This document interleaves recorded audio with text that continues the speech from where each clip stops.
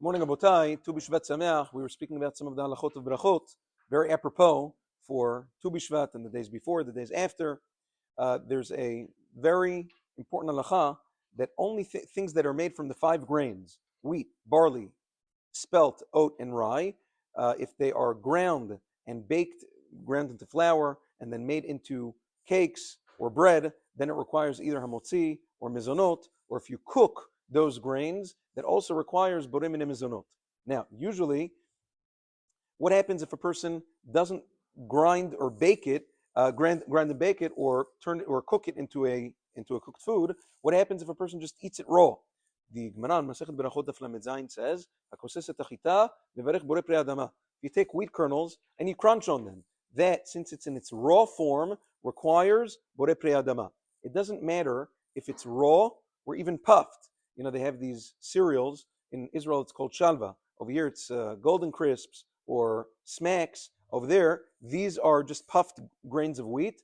The bracha on that kind of cereal is borei prei adama because it's not a bread or cake, and it's also not cooked like an oatmeal. An oatmeal, even though it has grains of or kernels of oats that didn't lose their form, but since it's cooked together to the extent that they clump together, that requires borei minei mizonot.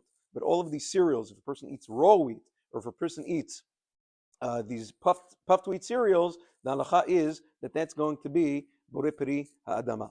Now, for the same reason, granola. Granola is just, you take kernels of oats, little pieces of oats, and you stick them together either with honey, you make them into clumps.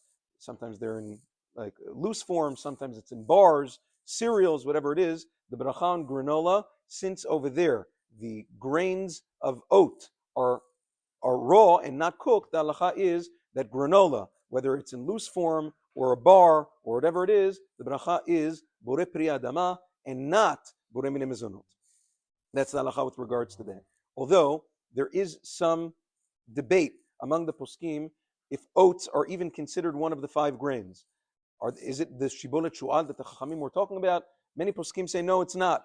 However, Agon Rav Shneir Zalman Revach in his Sefer Ketzirat HaSadeh says no, he brings re'ayot that oats are one of the five grains. There's very, very big consequences in halacha if oats are one of the five grains. Can you make bread from it? Is it hamotzi? Is it mizonot? Or for people in Pesach, there are a lot of people that are celiac or gluten intolerant. They can't have wheat, they can't have spelt, so they want to eat oat matzah. Are you yotzeh on Pesach with oat matzah?